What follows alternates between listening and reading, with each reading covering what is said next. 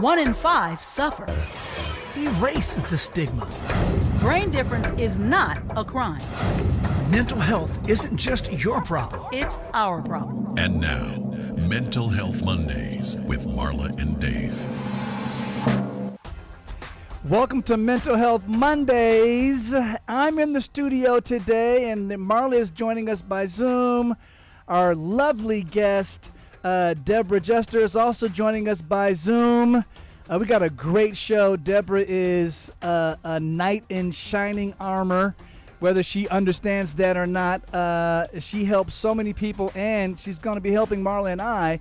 But before we talk about the show and our guest, we want to remind you to text the word GIVE, G-I-V-E, to 818-698-1021 and support our A Dollar Today Keeps the Stigma Away campaign.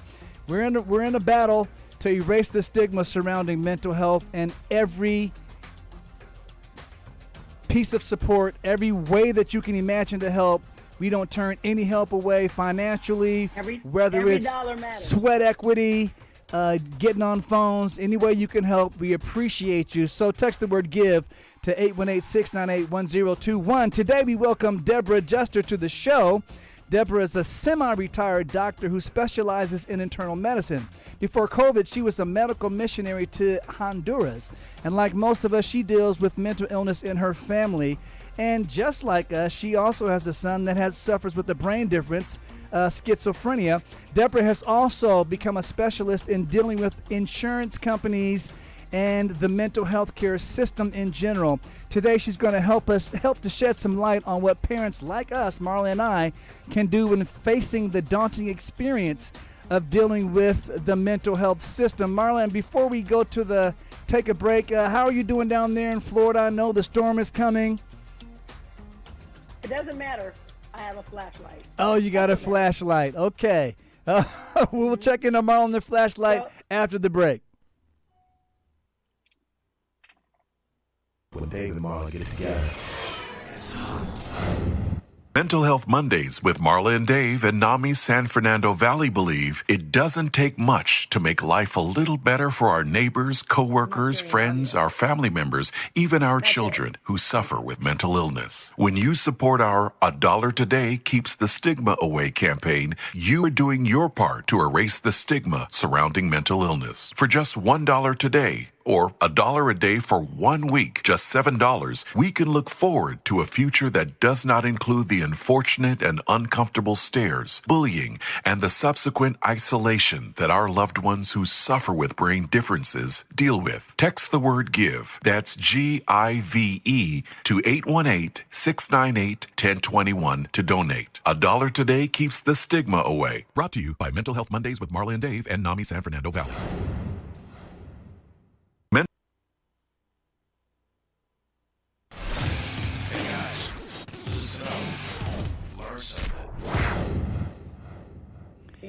As promised, we are back. Do I have Deborah with us? Do I have Marla with us? Are we all in the house? We're in the house. Awesome. Welcome, Deborah. Well, I'm gonna just let me jump in first and just say that understanding what Deborah's mission, her journey, and as all of us who have found ourselves in a situation of trying desperately to navigate the system of mental health care for our loved ones, Deborah, your appearance on this show could not be more welcome. Let me just say that. Because currently, David and I are in the throes of trying to navigate that very system for care for our own son. I'm honored and privileged to be here. I feel so passionate about helping families work through the broken mental health system and doing the best we can, one family at a time. Well, Deborah, give us a little background. It was interesting, so many similarities between our situation and your situation. You said that you have a son who's been dealing with schizophrenia for some time, and you've had to deal with like most of us, the almost impossibly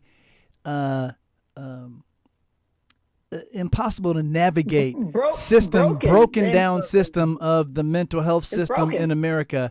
But you found success in ways that many of us have not. So why don't you give us a little background on your story? Sure. Well, my oldest, I have three children, three wonderful, wonderful children. My oldest was diagnosed with schizophrenia at the age of 22. He's now 39. And, when he was diagnosed, just like almost every other family, I went through all the emotional stages: grief, shock, despair, embarrassment. I felt stigmatized. And in desperation, I did all I could, and I came into NAMI relatively early, which was really helpful. Along the way, he had to be in the hospital, and I fought for the services and the resources that he needed. And what I've learned is that most people don't know the system very well. It's hidden. Insurance companies like to hide services and hide availability, behind all these walls. But I learned how to fight and get the services that he needed. And now I help families. I've been facilitating a NAMI support group for every Monday night for 15 years. And I have many families that have been through the same challenges I have. And, I believe in passing it forward. And so what I've learned, I help other families, whether it's getting conservatorship, which is a nightmare. You guys know about that. And then finding facilities and resources. There aren't any great answers, but in NAMI we have support for each. We have supportive people who understand, and it's a great community. So can I ask you a question? Can you explain for our viewers? Can you give a definition of conservatorship? Okay. Because I think that Okay. Please.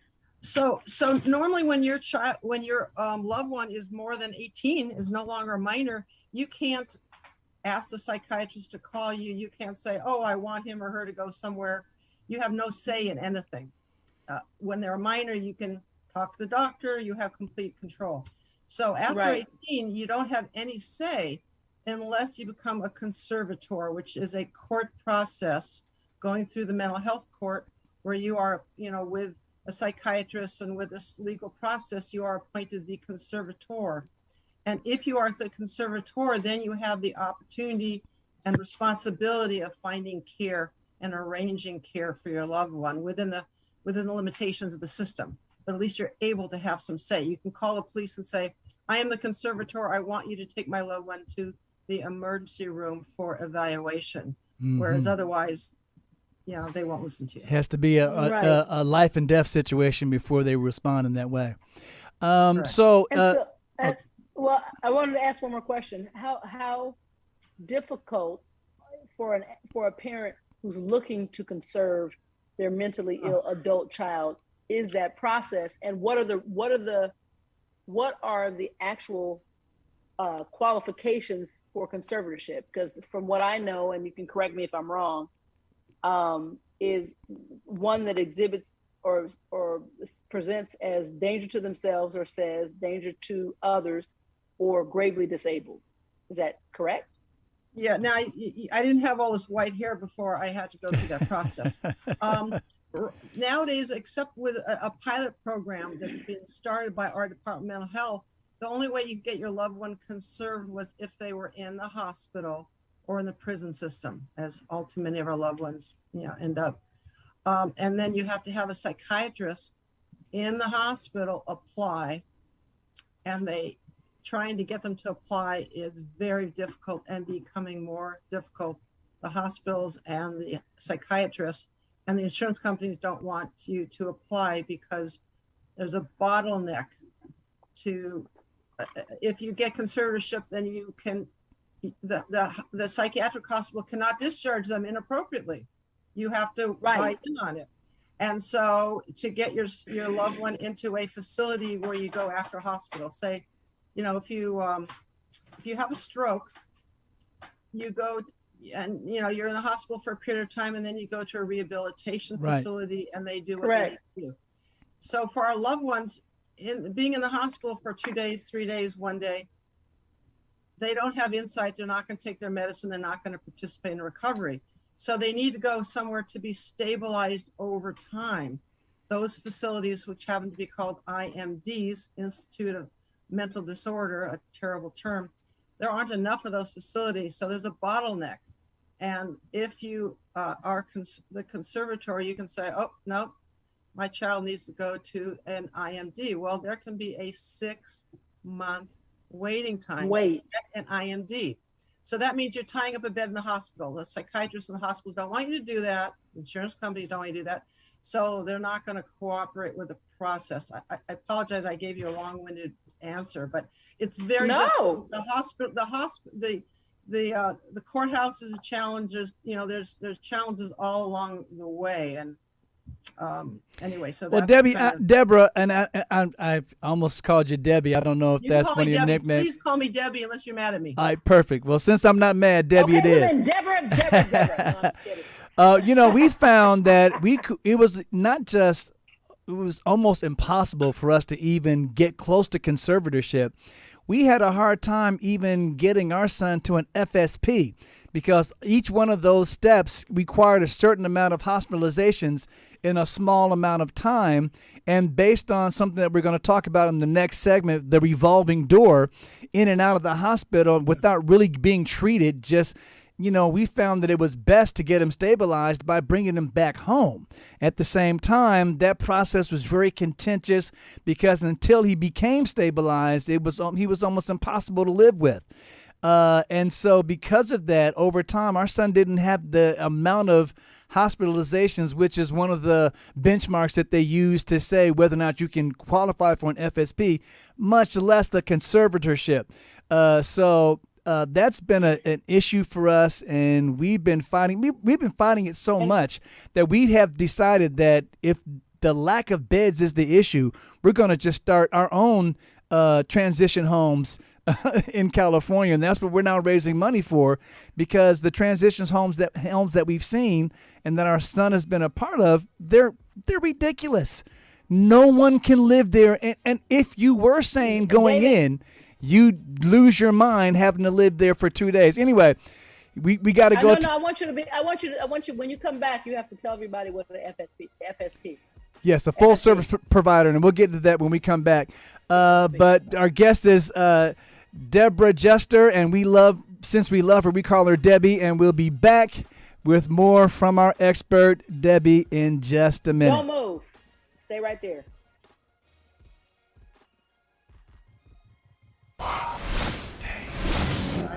I hear you guys. I hear that story every week. All right. As the music denotes, it's time for the Mental Health Minute. I'll just bring us in. Bulimia is an illness in which a person binges on food or has regular episodes of overeating and feels a loss of control. The person then uses different methods such as vomiting or abusing laxatives to prevent weight gain. The disorder is most common in adolescent girls and young women. The exact cause of bulimia is unknown. Genetic, psychological, trauma, family, society, or cultural factors may play a role. Bulimia is likely due to more than one factor. In bulimia, eating binges may occur as often as several times a day for many months. Binges lead to self-disgust, which causes purging to prevent weight gain. Purging may include forcing yourself to vomit, excessive exercise, using laxatives, enemas, or other diuretics. If you or anyone you know shows any signs of bulimia, please, we ask here on Mental Health Monday to seek professional help immediately. And this message is brought to you by Mental Health Mondays with Marla and Dave.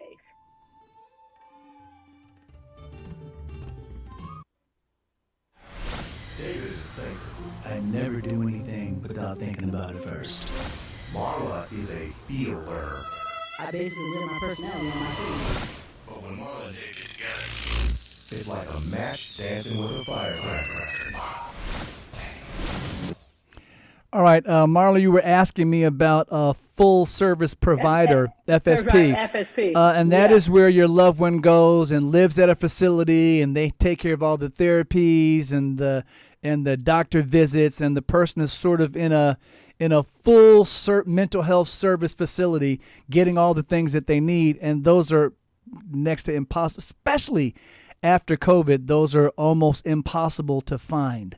Matter of fact, like I was telling Debbie before the show started, that we were blessed.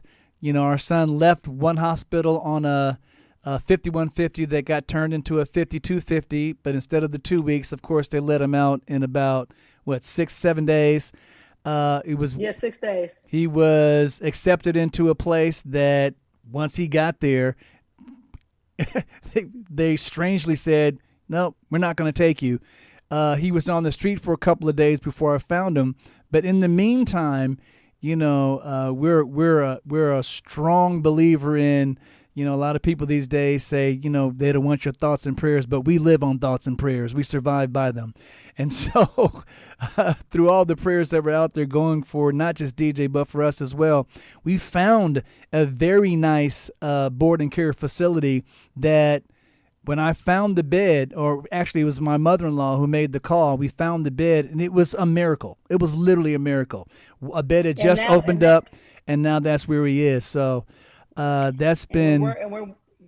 Go ahead, Marla. I'm sorry. No, and the thing I think for me, Debbie, that I'm sure you've experienced and you might be able to help us with as well, is that with everything you think you have in place, the care you need is just simply unaffordable. Period. So we're here now scrambling because it had to be, the emergency is help him find a way to take a step to put him in position to be fully treated. And it's and before he was in a very nice FSP facility, and that facility was charging between $17,000 and $22,000 a month. And so, we've seen it all. And I want you to talk about something that you mentioned, the revolving door. Because, that's what we've experienced with our son going in and out the hospital, and things just really didn't seem to change. And speak to us about the revolving door. First of all, what is the revolving door? And then tell us how to get out of that merry-go-round. Sure. I wish there was an easy solution. I use this expression to explain the unacceptable pattern of our mentally ill loved ones being hospitalized, prematurely discharged, and then re-hospitalized, in and out of the hospital without receiving the care that they need.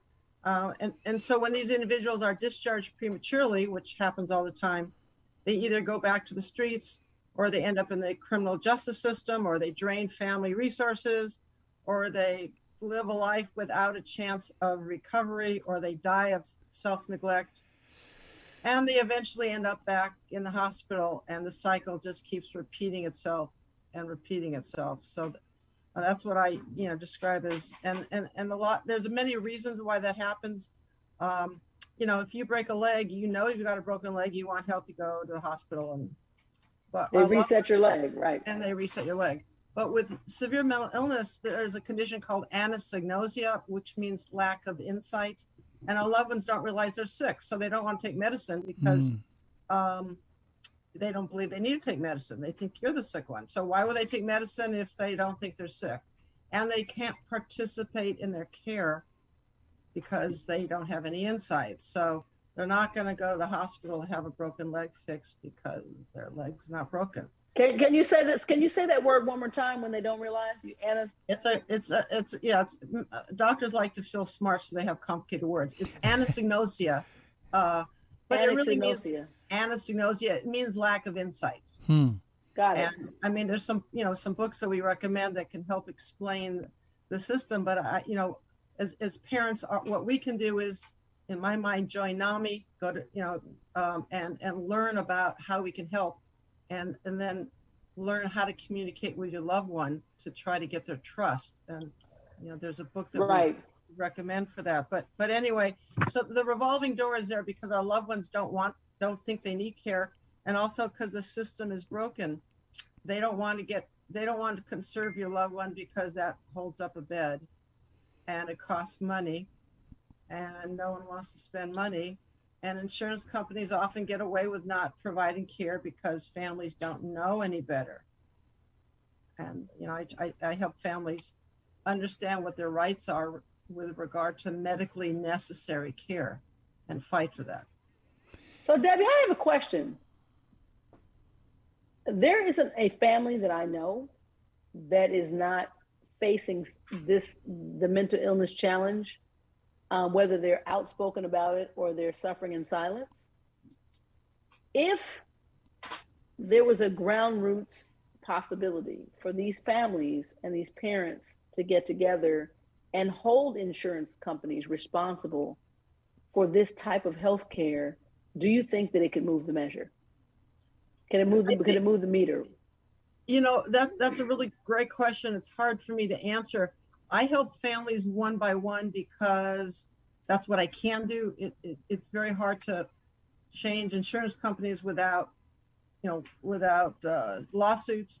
But I can say that the Department of Managed Healthcare, DMHC, which I have helped families use to force insurance companies to provide the services, when the DMHC continually sues the insurance companies or forces them to pay for things that they've denied, that they have changed. So insurance companies now have more therapists, have less wait times. It's better. It's still atrocious, but we need more of that. But I think, I don't know. The solution, I think, has to be on multiple levels. It has to be changing the definition of what allows you to get a conservatorship, because of course make it too hard. It needs to be easier for the parents, the families, to get conservatorship. I would imagine for an insurance company to just be forced to change their policies, it would take tremendous government pressure and oversight to force that to happen, because as a private company, really money is what talks. And if you don't have that type of pressure on a private company, they're just going to go for the profits. I mean, that's just the way things seem to work. I agree with you. And the one thing about the Department of Managed Healthcare is that they have been successful. Most of the cases, that families come in when they're asking for mental health services, majority, like over 60% of those cases are decided in the in our favor, in the family's favor. So they're getting the insurance companies, and so there are changes, but it's too slow. Way too slow. Why aren't there more IMDs? Well, there is a profit if your loved one needs to go to a nursing facility for a stroke. There are many facilities that are private owned because they have a large profit margin, money. Mm-hmm. Right. They charge for physical therapy, occupational therapy, all the medicine. In these facilities for mentally ill, there's not much profit. They can only bill for some therapy. So there's no privately owned IMDs. So there's only these, the ones that are state-owned, or these 19,000 a month facilities. Totally ridiculous. But you know what? We appreciate you being a fellow warrior in this battle. Yes. And we need more Debbies in this world. So, and we're going to take a little break. We're going to have some fun during this break. So Debbie, you stay tuned, because you're going to be part of the fun as well. But we'll talk a little bit more about the revolving door and conservatorship, and some insight that Debbie can give us to those of us that are in this struggle. We'll be right back.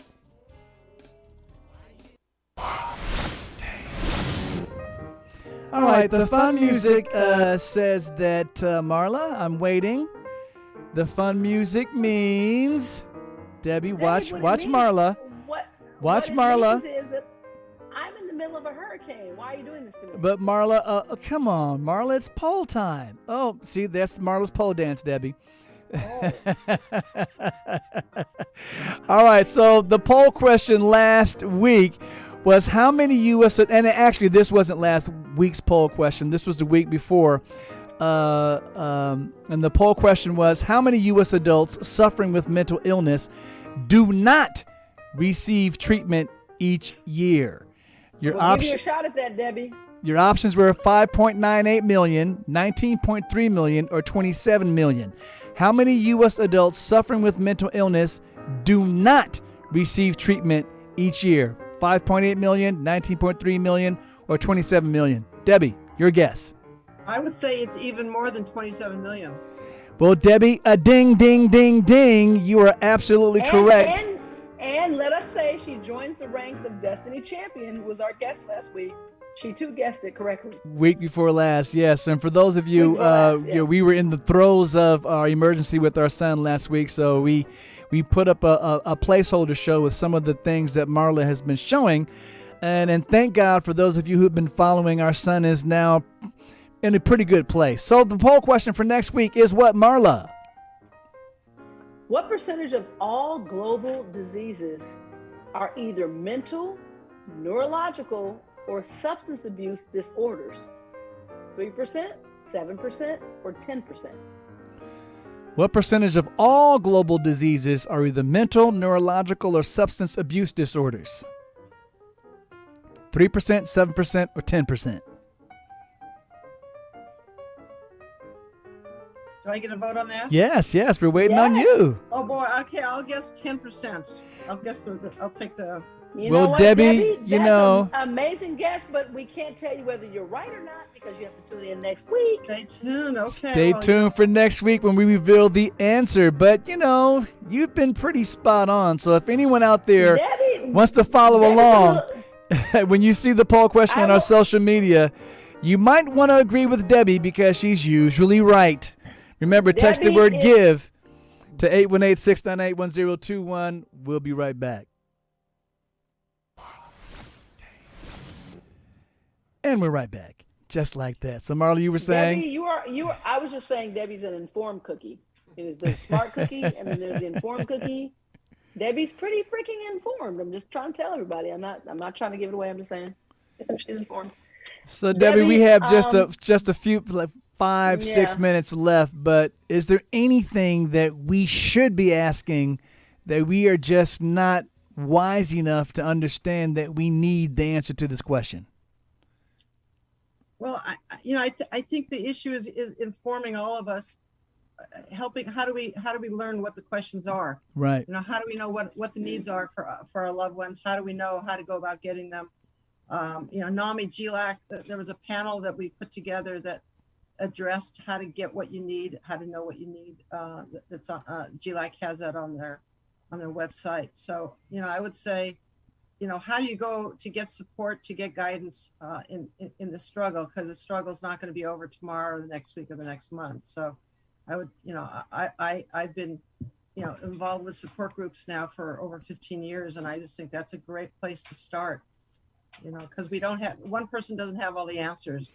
Yeah. We need a village. To me, the village is NAMI, GLAC. Absolutely. Well, for those of you who don't know, NAMI is the National Alliance on Mental Illness, and there's a chapter near you wherever you live. Trust me when I say. Marla and I took several classes there. Family to Family was a very impactful class for us. Kind of gave us an insight, especially dealing with some of the exercises dealing with how to understand what your loved one is dealing with when they're having auditory hallucinations or other hallucinations, and the fact that they can do anything with that stuff going on in their head is amazing, because the few people that were talking to me, and I couldn't follow any instructions that I was given. So, but we learned that in Family to Family, which are classes that you can get at NAMI, a host of resources. For those of you who don't know, NAMI GLAC is the Greater Los Angeles chapter of NAMI. But there is a NAMI chapter near you wherever you are in the United States. Trust me when I say they're a resource that is a must if you're dealing with a loved one with a brain difference, or if you have a brain difference yourself. Debbie, give us some closing wisdom. Closing wisdom is, don't give up, keep fighting, because if you don't fight, you don't get what you need, and you don't have to be alone. Absolutely. In NAMI, we find other families that understand what we're going through. It's become my family, and I would say don't fight the struggle alone. Absolutely. Marla, you have some closing words for us? Just Debbie echoes something that I know, that I feel. I think the transparency in responsible honesty is what transforms us. And I don't think when it comes to mental health, silence is not golden. It is not, because silence does not erase our suffering. So everything that Debbie says, I co-sign it 100,000%. We have to continue to march forward. We have to continue to get educated, and we have to continue to remember, as I say in every intro, mental health is not your problem. It's our problem. Absolutely. Because our brain, so we have to stick together on that and work really hard to erase the stigma, because the stigma is what is in the way, in my opinion, of keeping us from change. Well, you know what? If you know how to find Marla and I here at Mental Health Mondays, or at Love and Beyond Reason, or at NAMI, we know how to find Debbie. So if you need help with conservatorship or trying to navigate the system in any way we can help, we constantly talk to people throughout the week, every day. And I know Debbie does the same thing. So we'll kind of figure out how to get the help that you need. And hopefully by sticking together, like Marla and like Debbie said, you're not alone. We're here for you. We'll do the best that we can. Next week. Hold on right quick. Debbie, is there a place that you would like for people to reach you? Well, I facilitate a Monday support group, Monday night, every Monday through GLAC. Okay. I mean, I think on a one-to-one basis, I guess through you guys, maybe. I don't. Okay, that's fine. fine. Or through NAMI GLAC. Or through NAMI GLAC. You can find Deborah Juster. And next week, Marla and I will actually kind of give you the updates, where we are with our struggles with our son. Like I said, thank God he's in a safe place this evening, and hopefully that continues. But all your thoughts, your prayers, your texting the word GIVE to 818-698-1021. Everything helps. And we're blessed that we're not alone. Thank you, Deborah Juster, friendly known as Debbie.